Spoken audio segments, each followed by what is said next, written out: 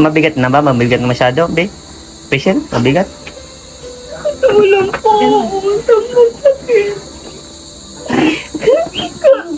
Kapag gabi po, naiyak na lang ako kapag hindi ko na kinakain. Sakit na nararamdaman ko.